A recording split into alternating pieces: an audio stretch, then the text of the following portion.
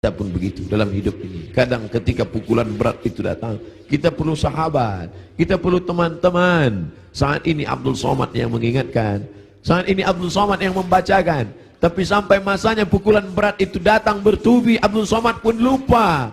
Siapa yang akan mengingatkan dia? Ada sahabat-sahabat, sahabat-sahabat dakwah semua. Abdul Somad bukan guru, Abdul Somad bukan imam, Abdul Somad bukan syekh, Abdul Somad bukan habib. Abdul Somad hanyalah seorang sahabat dakwah yang saling mengingatkan, watawasau bil haq, watawasau bis sabr. Hari ini aku yang mengingatkan engkau saudaraku, tapi besok aku boleh lupa, besok aku boleh lalai. Kalian yang akan mengingatkan. Ustaz Somad dulu yang ceramah tentang ini, Ustaz Somad dulu yang ini. Kenapa engkau lupa Ustaz? Hari ini subuh ini yang penuh berkah. Allahumma barik li ummati fi bukuriha. Ya Allah, berkahi umatku ini pada waktu pagi, pada waktu subuh. Lalu kemudian berita itu sampai kepada Umar. Umar tak dapat menguasai jiwanya. Ternyata cinta mengalahkan ayat, ternyata cinta mengalahkan semuanya. Tapi ada orang tua yang santun membuat pedang itu terjatuh. Bagaimana dengan sahabat yang lain? Bilal tidak sanggup tinggal di kota Al-Madinah Al-Munawwarah. Bagaimana mungkin dia bisa sanggup tinggal di sana?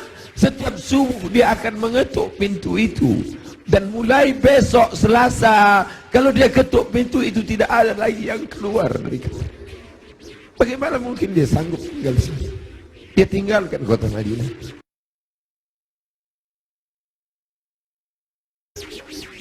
Bilal tak sanggup memandangkan azan.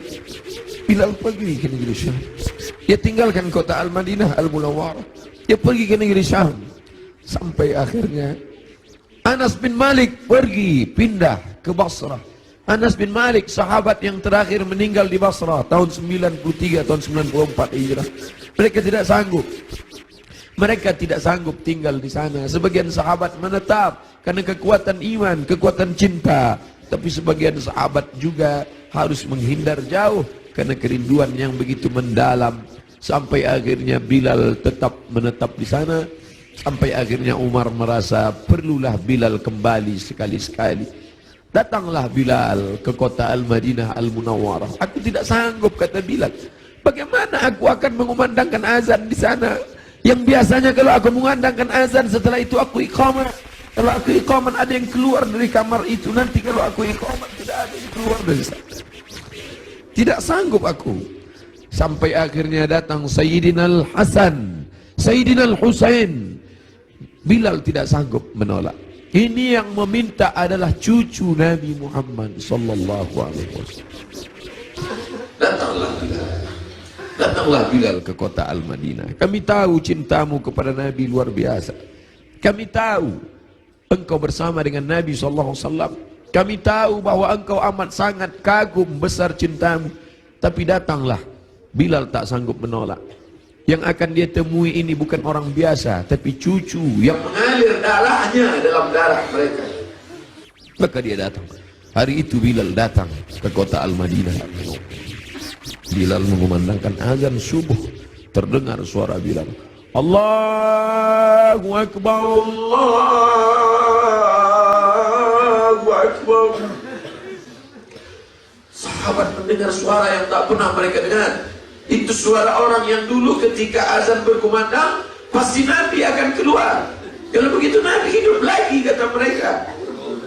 Itu dulu suara, dulu sudah lama kami tak mendengar suara itu. Berarti dia sekarang sedang berada di Madinah. Berarti dia sedang datang sekarang. Kami ingin mendengarnya. Kami ingin ramai sahabat Nabi datang berbondong-bondong.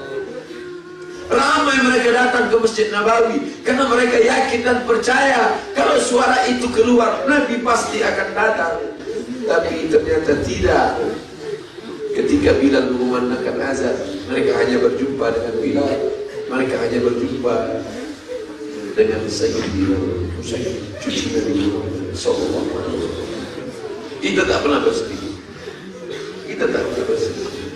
Kita hanya mengucapkan setiap hari Assalamu alayka ayyuhan nabiyyu wa rahmatullahi wa barakatuh. Nanti kalian akan minum dari telaga ini. Nabi naik ke atas mimbar, aku lihat ada telaga, kata Nabi. Ada telaga Haud dan kalian akan minum di sini. Siapa yang minum dari sana ya Rasulullah? Ikhwani, saudaraku akan minum dari sana. Kamikah itu ya Rasulullah? Enggak. Antum ashabi, kalian sahabatku. Kalian sahabatku. Yang akan minum nanti di sini ikhwani. Siapa itu ya Rasulullah? Amanu bi wa lam yarawni. Mereka beriman kepadaku padahal tak pernah melihat aku. Mudah-mudahan kita termasuk di sana. Aku bukan orang Arab, aku tidak Quraisy, aku tidak pernah bersamanya, tapi aku berharap, kita semua berharap 14 abad jarak kita dengan dia, 1439 tahun yang lalu jarak kita dengan dia. Dia sudah memikirkan kita, patah giginya, berdarah pelipisnya, berdarah kakinya. Sahabat berkata, engkau punya doa mustajab ya Rasulullah, engkau punya doa makbul ya Rasulullah. Kau doa sekali saja rata mereka dengan tanah, kau doa sekali saja mati mereka ya Rasulullah. Mintakan doa itu ya Rasulullah. Allahumma salli ala Sayyidina Muhammad. Sekali saja engkau berdoa ya Rasulullah, akan mati mereka semua. Kata Rasulullah, tidak, doa itu aku simpan. Untuk siapa? Untuk kalian nanti di padang mahsyar. Aku simpan doa itu syafaatan li ummati. Dia pikirkan kita 14 abad yang lalu. Apa yang kita lakukan untuk agamanya ini? Apa yang sudah kita buat? Orang-orang kaya, tolonglah agama Allah ini. Kalian dirikan MDA. Tolong fakir miskin. Air mata tidak cukup untuk menolong agama Rasulullah SAW. Pemimpin-pemimpin, raja-raja, sultan-sultan, kalian semua akan mati menghadap Allah. Satu-satunya syafaat hanyalah syafaat Rasulullah SAW. Subuh ini, bapak-bapak dari kepolisian, bapak-bapak dari TNI, hadirin hadirat sekalian, kita semua insya Allah mendapat syafaat Nabi Muhammad SAW. Cinta kita mendalam. Abdul Somad, kau bukan siapa-siapa. Mereka mendengar kau bicara karena yang keluar dari mulutmu itu hanyalah sabda Rasulullah SAW. Kau hanya meminjam kemuliaannya.